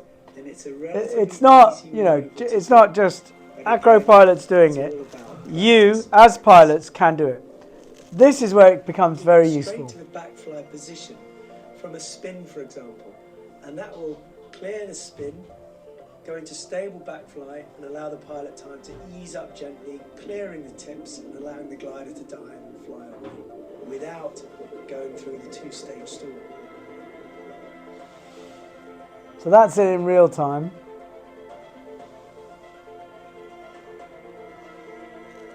Benign. You have a bit of a problem, you slam on those brakes, you go into backfly, you stabilise underneath it, you release the brakes. This maneuver That's can it. be performed by all categories of glider, but with higher performance wings, it's important that the pilot is very fast to react and also aware that you have a smaller brake range to operate in. But you'll be surprised, with high performance wings, the brake pressure is less, the movement is smooth, it's really quite pleasant to do, and it's a great recovery technique to learn. Because the last thing a pilot with a two-liner wants to do is have the glider fully stall and tipped clapping hands, with a risk of cravating and also twisting. So learning the two-stage stall to backfly is an important part of an advanced pilot's agenda. Your glider reflects your hand and body movement, so the more you master the backfly position, the less your hands will move and the less your body will move, and therefore the less the glider will move as a result of that. We teach two-stage stall and backfly to students, and it's a very good way to safely... Look how stable that is. But that's the heli phase. That makes it more violent, but we'll talk about that in a second. Point as you're easing up the brakes, where there's this heli phase, yawing phase, and it's important to come out of that and get flying as soon as you can, especially if you're in a pod, because you can, you're about in your harness. So that's a super stable back fly. Now all she does is release it a little bit. She's a bit slow, which is why it yaws. When you practice the back fly position and you really find that sweet spot, your hands don't move much and the glider remains really stable. And it's a fantastic way to reset the wing. Cool. So look, this is a guy doing it on a course, and he holds the back fly position. See, no more horseshoeing, no more horrible. And now he gently releases, clearing the tips as he releases, all gone. So if you had a bit of a ding dong, you can only go straight into back fly if you've left balanced flight. You can't fly normally and go into back fly because that'll be above the stall point. It has to have left balanced flight in order to go into it. So in order to go to back fly from a stall, you have to stall it, break its back, if you like, and then go into the back fly. Then you can do it. So that's what two-stage is all about. You stall it, it then drops back, you then come up to clear the tips and reintroduce to the back fly. So you go down fully and then up to the mailons, basically, if you want to be really crude, and hold that. And what we say to pilots, how we teach it, is look, just stall it and then come up. At the point of you stalling it, hold that position. Because actually what they do is they don't lock their arms on. They try to hold the position it started to stall. But because their arms are slightly bent, it comes up a bit, and their brain then reacts. And that puts them in the back fly because they're trying to hold their position. So here you go. This is a pilot that does it. Hold that. Good. So they hold that. So now that's a crude back fly. So it keeps it going. And then he goes through. So you can see how clear it is. So pilots flying that grade of glider should be expecting to be able to do that. And so that's the stall. That's the back drop. Okay. And then that's the pendulum underneath. And then that's the classic back fly position. Okay. That look. And you can notice that pilot was actually turned the other way whilst doing that because they were in a pod leaning back and then the glider rotated and they just flicked around. But the pilot kept the same brake on and was pulled back round. That's what it's about. That's the importance of sitting up. Okay, so it's recognizing what it's doing. So look at the mess that wing is in. And that's now in parachutal phase, heli phase. So you've got this going on, but any amount of asymmetry between braking will make it yaw violently and shoot. You've got to go through that phase quite quickly and dive. And that's the key. Don't let it go. So that's all those lovely slow motion pictures. This is it in real life. Hold it there. Beautiful. Now ease it gently up. That's the back. So looking gently at the wing, you think, oh, the pilot's in total control. Up. Good. Nice. But during that, they rotated. But they stayed in control of the wing because they just stuck to the back fly, which tidies you up. So it's quite nice to know it. Okay, it's just one of those things to food for. How many people have stalled and back flied here? Okay, great. Yeah, nice. Okay, so it's something that we're teaching more of, especially when pilots have got a lot of hours or they're flying higher gliders. So this is the same lady. She stalls it, goes into a beautiful black fly. Hold it there.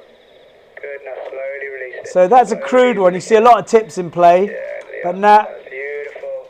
that's fine. It's cleared it. So we got left brake. And this is a pilot that's doing it, but lets go a bit. So brake, release, and brake again. Hold it there. But it didn't hold it long enough. So it shoots, and that's the danger. That's the exposure of risk. If you stall it and then let go and are too slow to reintroduce the brake or not strong enough, then as you pendulum underneath, your hands get snapped and it shoots. And that's why we just say hold the position. Whatever happens, hold the position. Okay. I'm not going to labour back flying. All the way through it. Okay. But the heli phase is the dodgy bit. And don't even need to talk about that either, really. one thing I would like to talk about is the shark nose. And what it's doing, what we're seeing a lot of, is because the lines are slightly far back, see that? So the leading edge is right over. The whole wing, that's a wing, that's a wing. Both are thinking, well, I'm a wing, I'm flying forwards. And this bit here, this fat lip, if you like, it's been folded over and now swept right back. So what actually happens when pilots stall inadvertently or anything like that is these two wings very quickly fly, because as soon as you let off the brakes, they'll fly. And they pop out. And quite often one will be a nanosecond faster than the other, in which case the pilot will rotate in a 180-degree turn.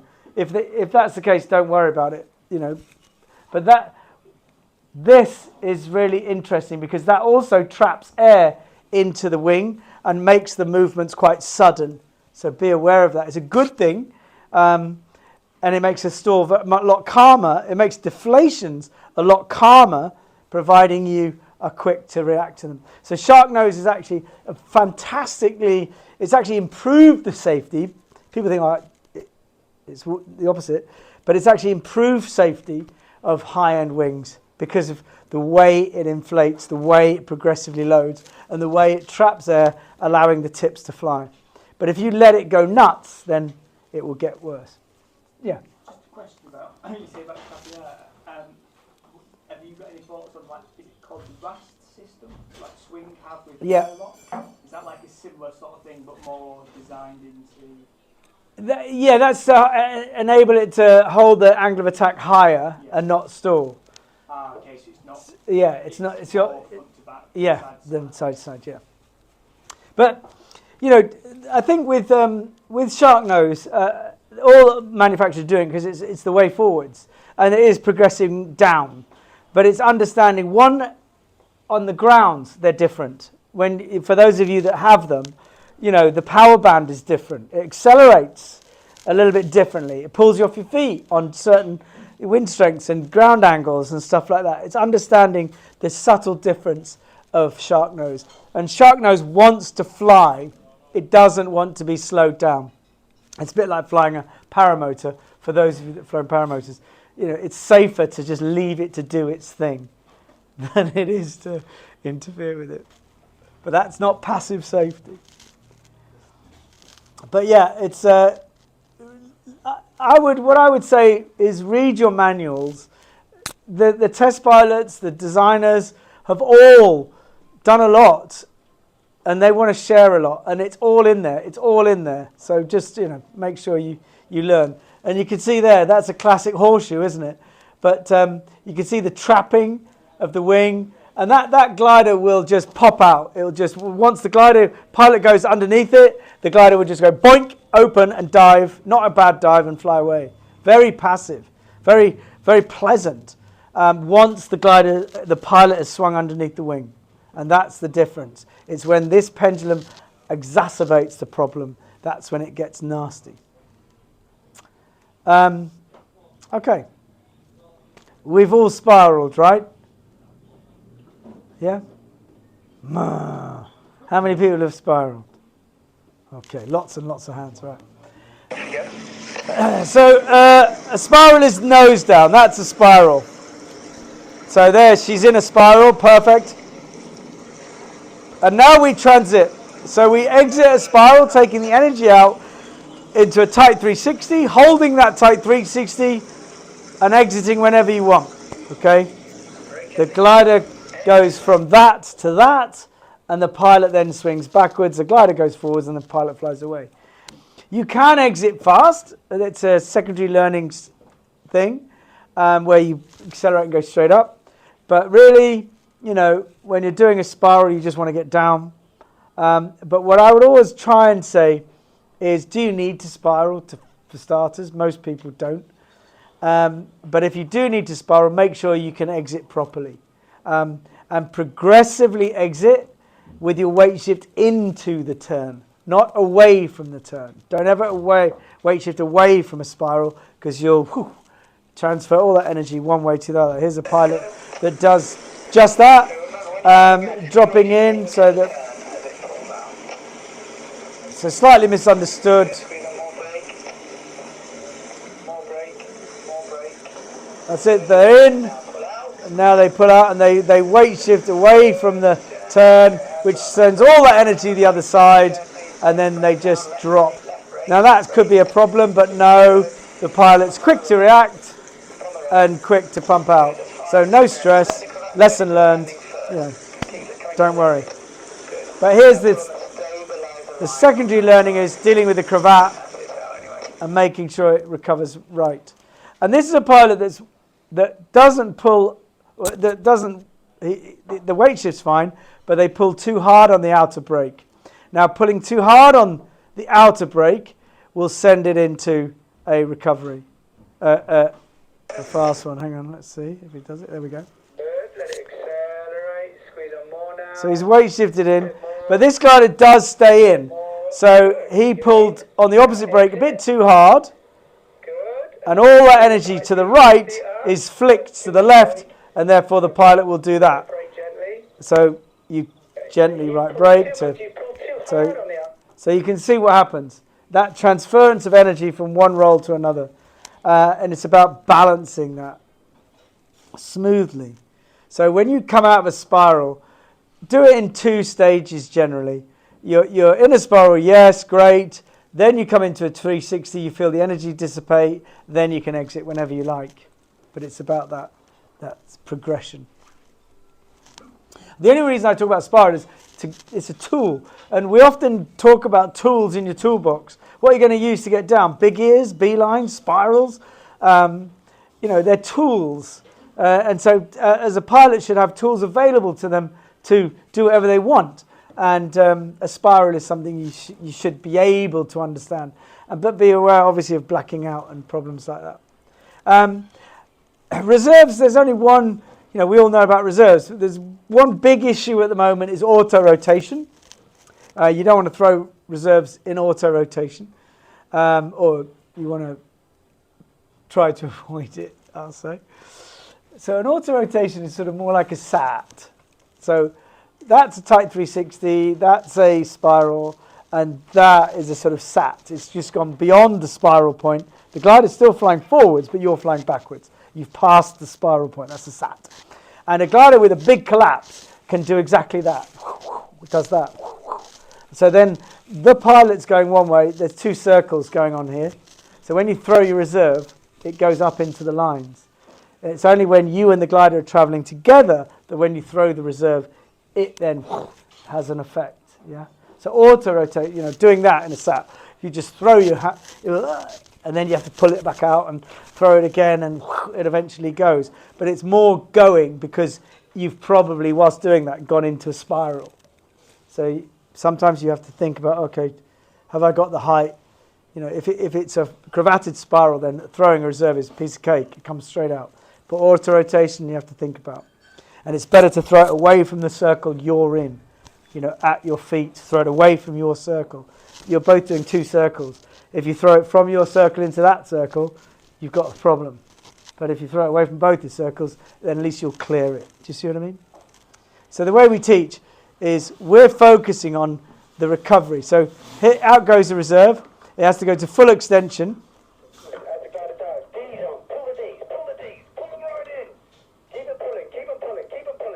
So he pulls the D's in. Now in this case he's low, so he's going to keep them pulling in. That reserve does not oscillate once because there's no pull of the reserve, the main, it just drops. So that pilot is going to drop into the water with less than 5 meters a second, which is a possible broken ankle. Okay, nice. Because they deactivated it. And what we're sort of trying to say now is D's, because when you have action-reaction, when you throw a reserve, I'll just go, there's 2 things that happen. First, it goes to full extension before starting to open. Now, it opens from the top, not the bottom. Everyone thinks it's the skirt that gets the air in it and it forms a channel and it opens. Wrong. It has to go to full extension. It creates a lower pressure on the surface, the top bit of the reserve, which makes it bulb out, which then makes it,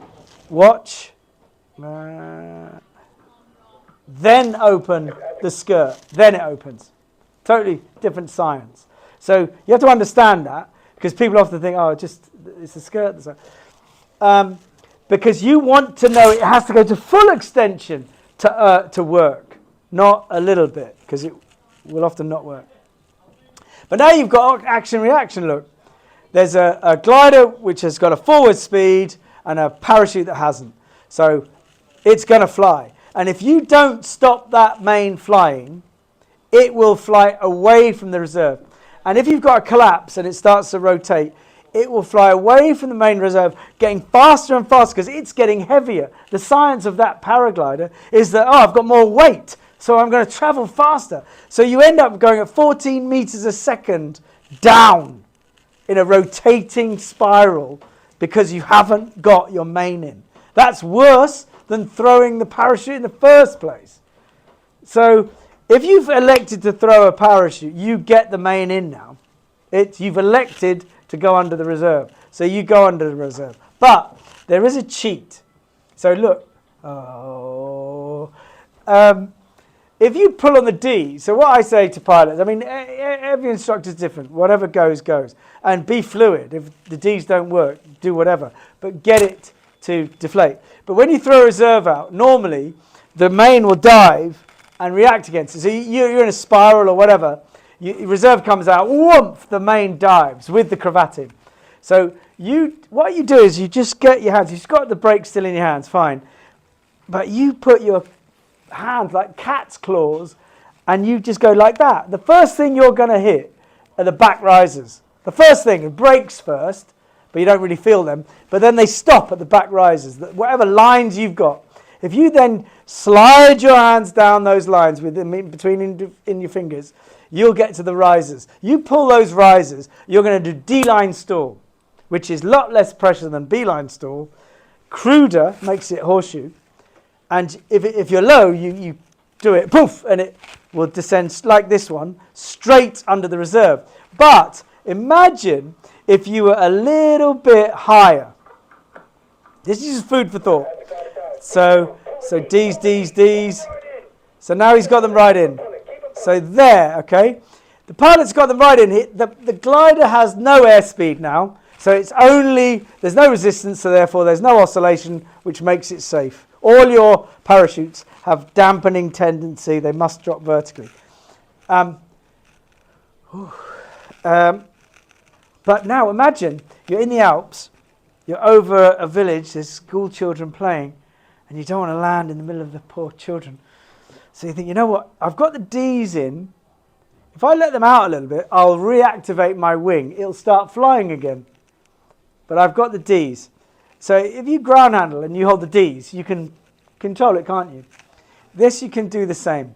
So it's an option, a very crude option, but you can actually ease it off, let it fly, then it reacts against your parachute, starts to fly, go into the power zone like power kiting, and then now it's flying, and you think, no, too much, oh no, a bit more, too much, and it flies away from power lines, away from problems, and now I think, yeah, I'm in the middle of the valley now, dump it. And you can put all the Ds in one hand and you can sit on the whole glider and protect it and just drop. But that is an option. We're not going for just deflate it, pull it in. We're going for, no, deflate it, Ds first, but then consider you've got an option if need be. Everyone with me there? It's just one of those things where you think, well, possible, could work. So here's an example, Xeno.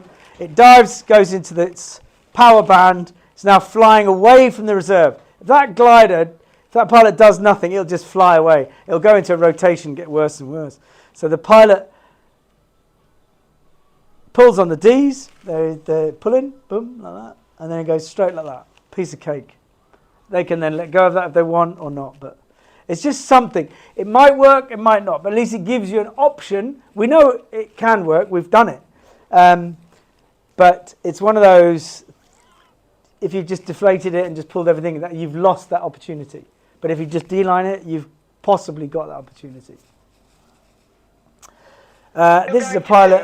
Asymmetric tug on the left. So this is, but this is an example of D-lining nicely. Okay.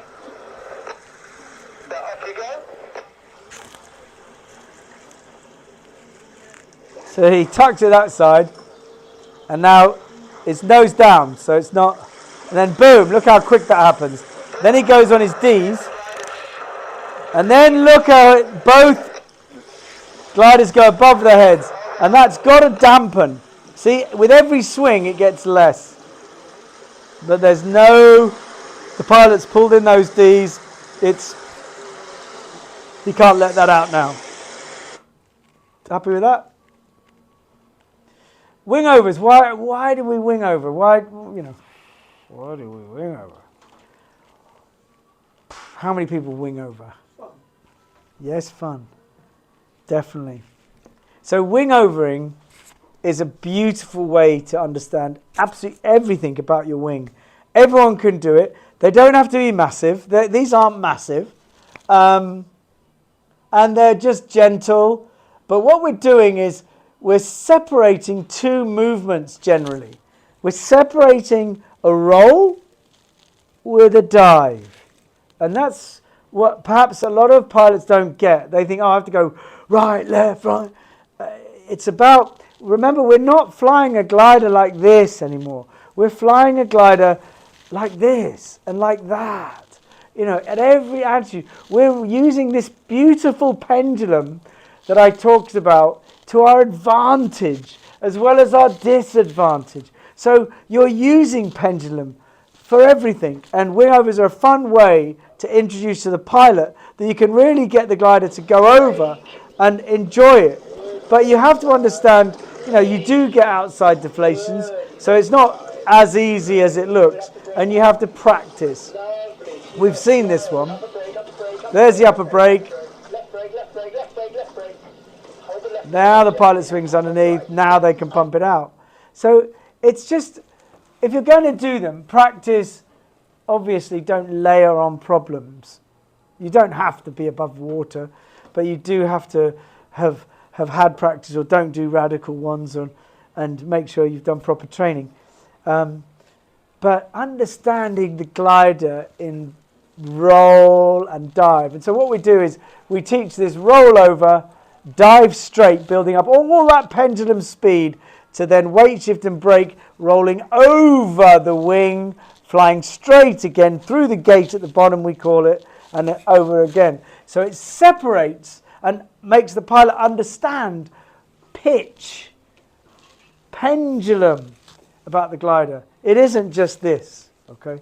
And that's the beauty and the subtlety of wing overs.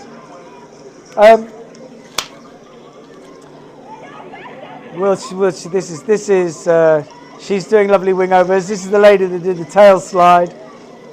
And she's separating, but she has a deflation look, and she then forgets the deflation, keeps going the same way as the turn. That deflation doesn't become a problem. It reinflates itself, and it all goes all right, because the pilot kept going the same way and didn't let the deflation pull them. If they were to panic and say, oh my God, I've got deflation, hands up, then wham, it takes you. But if you keep going the same way as you were going, that deflation will never be a threat. So if you're thermaling and you have a deflation on the outside, you keep turning. Pump it out when you're good and ready. Don't try and straighten up. Don't do anything like that.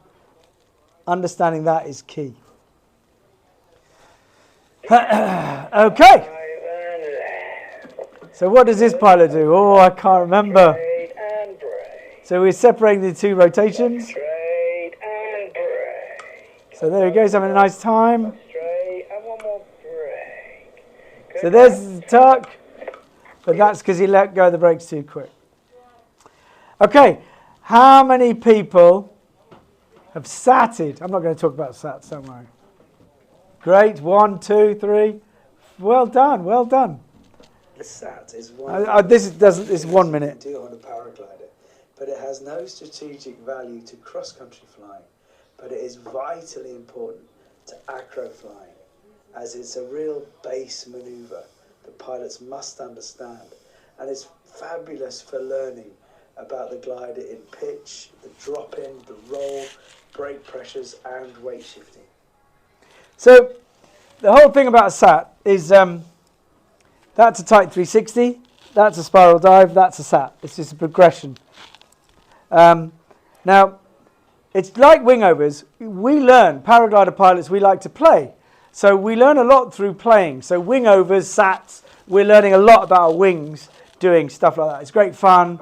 If you're the type of person that like to wheelie the bike when you're a kid or do backflips into a pool, then you're the sort of pilot that wants to SAT, because that's the wheelie of paragliding. But it's a nice way of understanding, I see a different dynamic in play here. With acro, that's a base to doing infinites and everything, rhythmic SAT and so on. But it's that learning through play, and that's why we finished with the SAT, because a SAT is quite a nice, sort of scary but easy.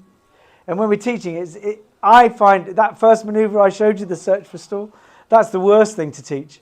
A SAT is the easiest, because a SAT, you either SAT, or you spin it, in which case you stall it and recover it, or you spiral. So by the time you get to that, you can do all three of those. So it's win-win-win, isn't it? But yeah, it's just enjoying. And you've got to remember, why you do it, why we fly. And this is a good example of stalling. So he overcooks it. So he stalls it, goes into back fly look. And now gently releases it, and it flies away. That's what back fly is for. So if you had you're in altitude, you had a big deflation, which you overbroke, it started to spin, you'd think, I don't like this. I'm spinning now, I've left balance flight, so bush, take it to back fly, it stabilizes in back fly. Now you can bring your hands up gently, allowing it to dive, inflating the tips, and you fly away. That's what back fly is for. And that's an example of what it's for, why we teach it. But that can happen to any of us. If you're in a bit of a ding-dong, I don't like this, passive safety, put my hands up. It's going to shoot, I can break the dive. Or you can go, no, I've left balance flight, I'm going to smash it to back fly, which is basically hold on to your legs. Just hold your legs, and it'll just go, and then, that's nice. And then put your hands up. But it won't, because your arms are bent, until you learn how to do it. Okay, so that's a SAT. I'm not going to talk about that.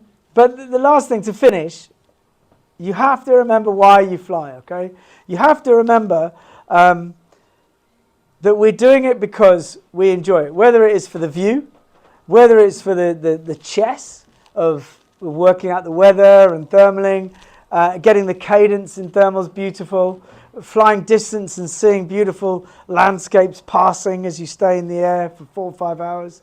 John, how long was your flight? 4 hours, boom. How far did he fly?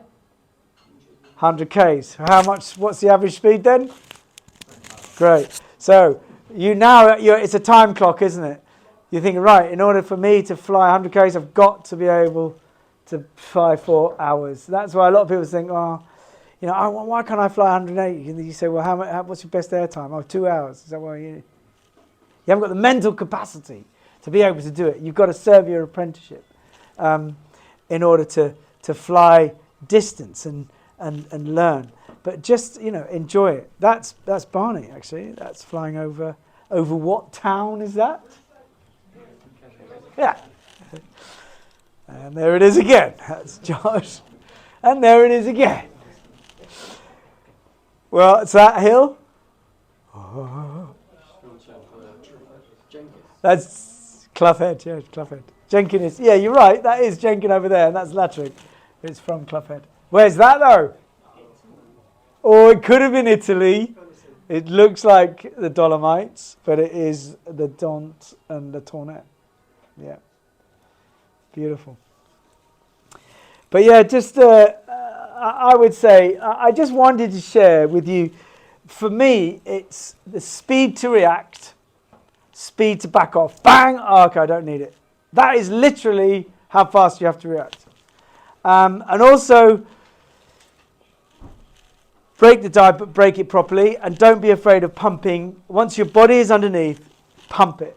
Read the situation. Is the situation get worse or better? Look at your course. Decide, right, I've got a bit of altitude. I'm going to let the collapse turn me away to altitude, away from the people, whatever. and now I'll try and deal with it. Or, it's about calming it down and going through the sequence of options available to you. But the key is, get the energy out of it first. If it's rotating in high energy, take that energy out by pulling on the opposite brake. You can see how quickly that pilot went round and round. But the minute they got the right brake, it stopped. And the minute the pilot got underneath the wing, all energy is dissipated now because you haven't got the pendulum getting it worse. So now it's all calm. Now you can get it out. So, be really quick to react and, enjoy your flying. Don't have nightmares. Thank you very much.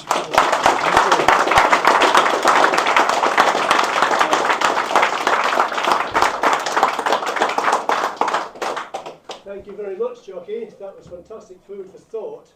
Are you taking questions? Yeah. I'll take questions. Plenty to ask from that.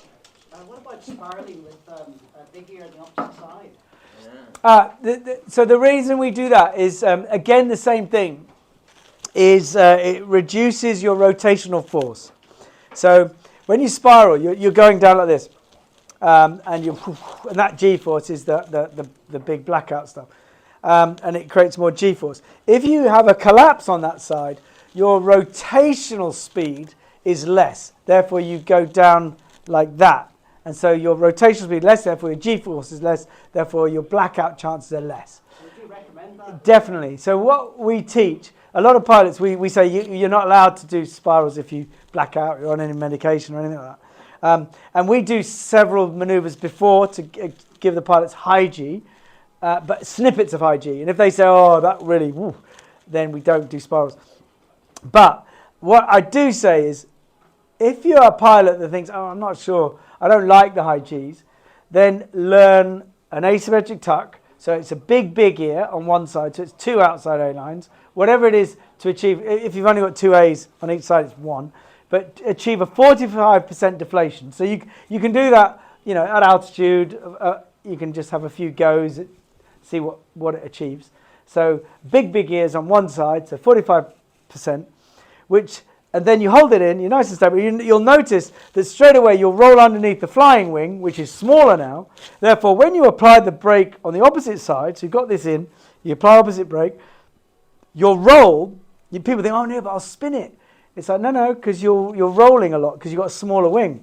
So you actually brake and you get thrown out a little bit. You just introduce the brake a bit more and in it goes. So you drop in to a spiral going right with a deflation in on your left, and that reduces the G-force and enables you to descend at a similar rate to a spiral, not as much, but less G-force.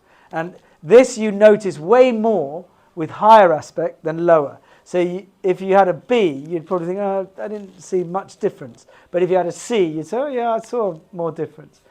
And a D, you definitely see a difference. Yeah. But it's good to practice. I think my Swift 6 manual, I've not read it for a while, sure it says don't spiral with deflations. Yeah, that's don't fly. They don't like you spiraling with big ears, and definitely not inside. But you see, spiraling, all manuals, actually, most manuals have a caveat of saying do not do any extreme maneuvers. And they say do not do acro. And that's basically them getting out. So if anything happened to their gliders, they can say, well, we said don't do it. And most off-road cars say do not take this off-road. So, well, hang on, you just sold me as a... So it's one of those things. But all SIV, all deflations, everything is, you saw that the shape of that wing when it was in deep stall and, it was huge loads on all those lines. So it's not great for a wing, but we're talking about a tool in your toolbox that you can use. So imagine you're possibly getting a bit sucky. You want to get down. You're really, spiraling is a bit fast. You're feeling a bit, you think, you know what, I've got another tool I can use. And that's another option I can take. And it's all about options. It's all right, that option's not available to me. What's my next option? And in flying, we have to think like that. When dealing with cravats, for example, you think, I'm pumping it. Well, that option is not working. Don't keep doing it. Change your option. Do the next thing. make sure you look at your course and make sure you're all right. But change. Don't keep doing what doesn't work. Doesn't work, does it? So understanding, okay, getting down, spiraling a bit radical, asymmetric tuck spiral, much nicer.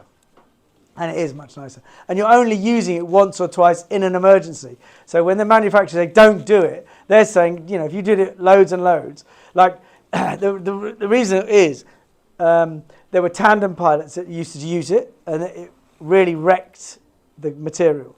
And there were tandem pilots often beelined and stuff like that, overloaded it so many times that it broke all the beelines, the Beckett's, because they overused it. But if you just use it within moderation in an emergency, then of course it will take it. Yeah, but they don't want you to do it. They don't want you to backfly and stall and spiral, because that's not what it's designed. It's designed to fly beautifully, there all the time. And but it doesn't, does it? Next question. Oh, we're going to have a photograph. I always forget the photograph. Should do a photograph. Yeah, go on, let's get behind. A photograph of the room. Let's have a photograph. Why don't you go there? Yeah, the light's a bit funny on And here. we'll go. We'll give a cheer. Okay. Are we ready? Yay! Oh, that's a good one. Yeah, that's excellent. Any other questions? I always forget the photograph.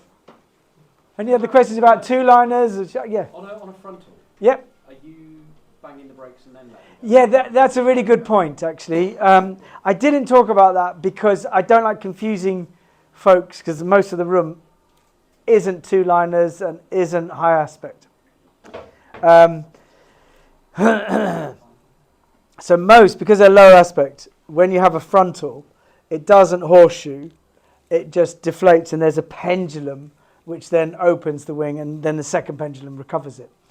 But the higher aspect ratio, the shark nose, then there's more of poof, poof, this going on, which is why we say punch the brakes. And the reason we're saying punch the brakes is to maintain tip separation. And it's a bit of a, because I'm telling you that, because we're talking about the high aspect ratio doing that.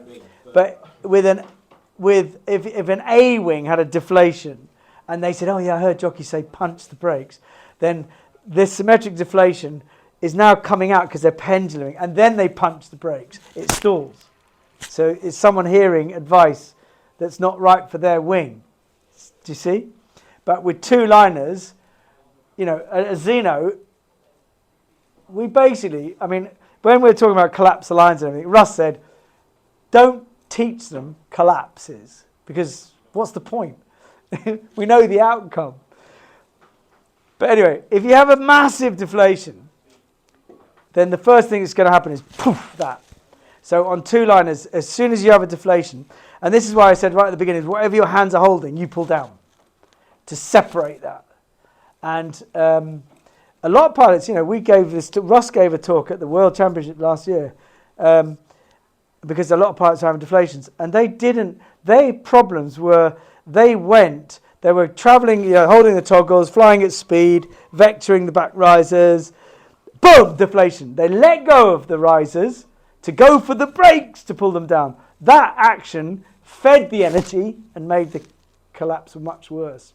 Whereas if whatever's in your hand you pull down and you separate the tip, now you put your hands up. You don't want the tips to touch on shark nose, two liners, high aspect. Anything, just don't let them touch. Woo! What happens if you don't really get an asymmetric? Yeah. You don't really get a front collapse. Yeah. You get some really shitty air. Yeah. It just goes into a big bag of washing. But yeah, like a hit inversion. Well, whatever, Yeah. anything, a bit Yeah. converges. It just goes Yeah. into a massive bag Yeah. of washing. What do you do? I would wait for my body to get underneath, wait to get tension on the brakes, and you're always feeling, like you saw Berkay, he is constantly feeling in the backfly, feeling for resistance and fighting to get that resistance. And the minute you get more and more resistance, your hands get more and more solid, and you've got it now. And it's that searching. And that searching isn't just a fixed brake, it's always regaining that pressure point, and it's as the glider's rotating. But there becomes a point where you are causing the glider to yaw by you doing this. Do you see? But once you get underneath, it gets easier and easier. And I would say try your best to always get underneath the wing, not letting it turn. And that gives you a lot more time to then think, right, okay, this I know I'm over braking, so it's in a deep stall back fly. I now need to let up a little bit of brake to let it dive to regain balanced flight. So I'm going to give it a bit of brake. There's the dive, bang, on the brakes. And it is that much brake because if you go into a dive from a deep stall, it's the biggest dive you're ever going to get. It shoots. And it happens in a second. It's in front of you. So you think, okay, I'm at the convergence zone. I hit a massive inversion. Boof! The glider's gone really light. Shit! I get down. I swing underneath. I get pressure, and now I know I've got to go up in order to let the glider get balanced flight. Now I regain pressure, and it's about letting it shoot. And if it shoots fast, if it shoots beautifully, fluidly forwards, and you've got lovely pressure as it does it, then yeah, your hands are coming up to control that dive, releasing it. But if it shoots, then your hands have got to go down to catch it. You've got to catch it. Great question. Because you've done it loads. No, only about once. Where was that? Anyway. Where was that? Last year, flying over the lakes, about £6,000, so I had plenty behind. But it's mad because it happened on me like really low sea. Yes. I've never had anything like that on my D's that I used to fly. Well, did you reckon? You didn't get complacent? You relaxed? Because on your D's, you're. It's really shit. Yeah, there might have been a bit of convergence coming from the sea breeze over wind. Yeah. Brilliant. I say brilliant. 20 seconds of sort of manic panic and then you're But what do you describe with your hands? You know, when you're manic panic, you're basically searching for a resistance in your brakes. Oh, to be honest, I wasn't in control. Right. You must have been. It all just happened dead fast. Yeah. And I don't know, I got a twist at one point and then I just sort of stalled it and then it come out and then I flew away all right. But for about 10 to 20 seconds, I didn't know what would happen, to be honest. Right. In those situations, it is hands up or hands down.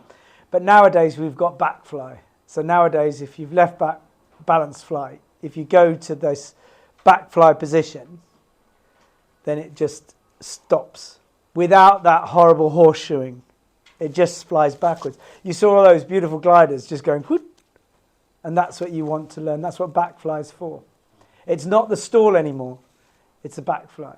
And what you've got to do is just think, I'm just going to go down and hold on to the bottom of my riser, to my seat. You know, don't hold on near your handle because you'll grab your handle.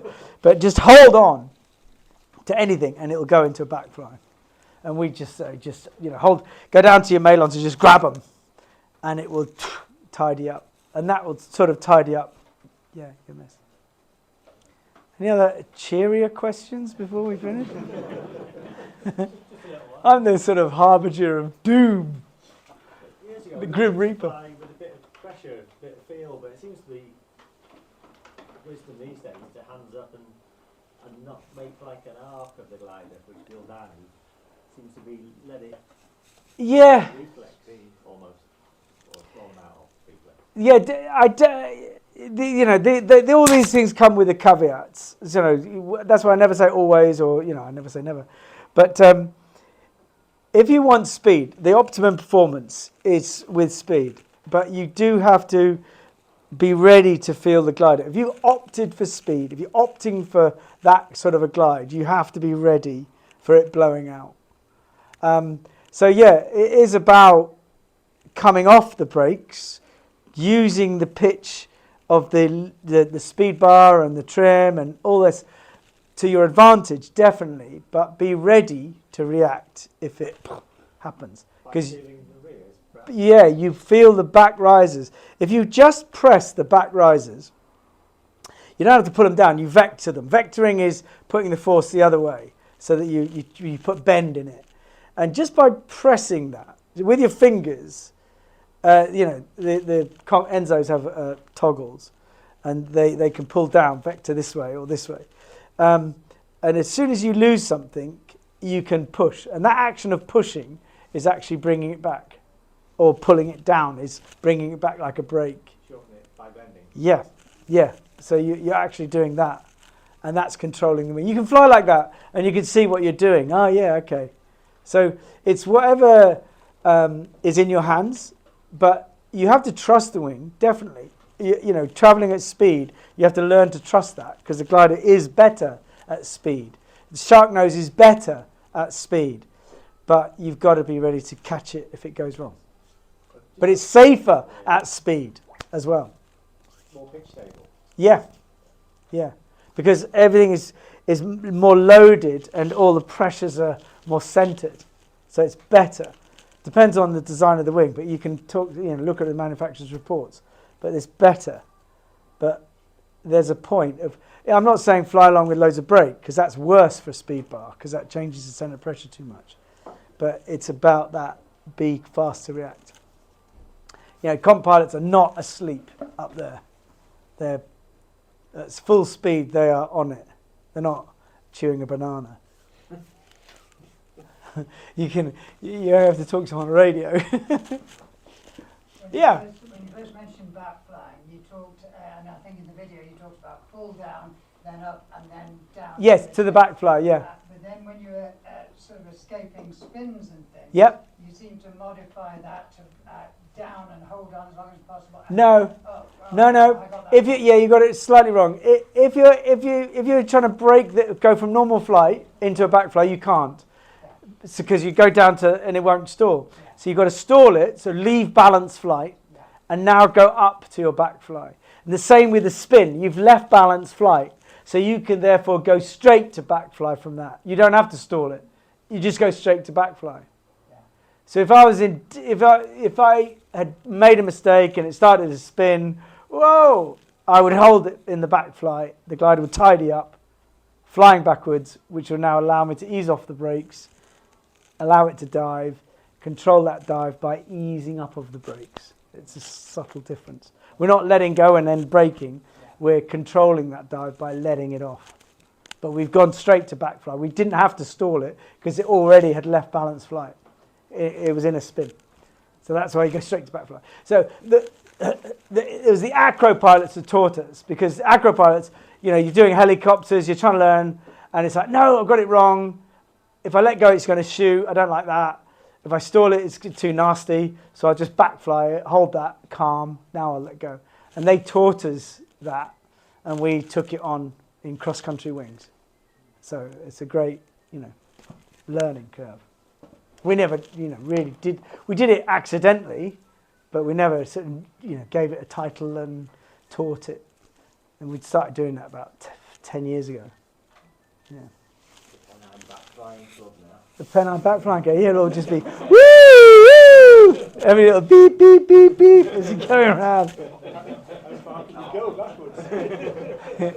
Do a full 100k to Barnard Castle, backwards. Backwards and twisted.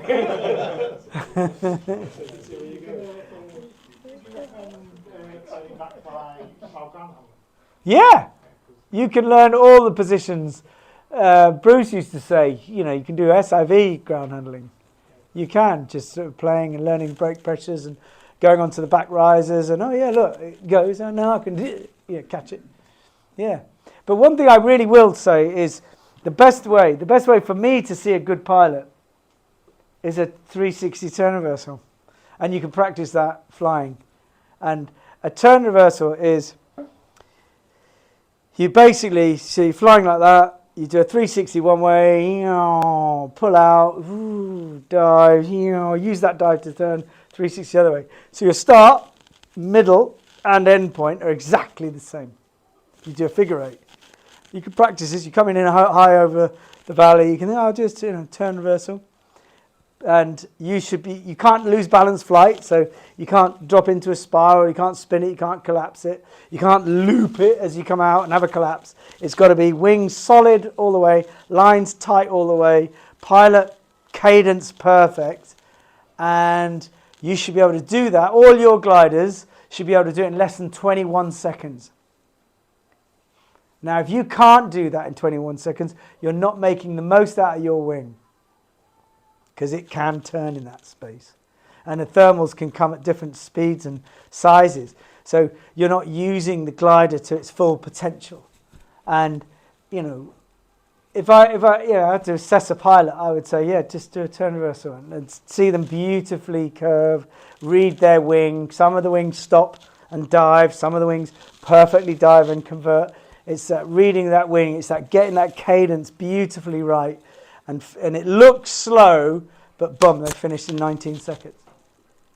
Because they know their wing. They know their pendulum. They know exactly how to manage the cadence and how to read the exit point perfectly.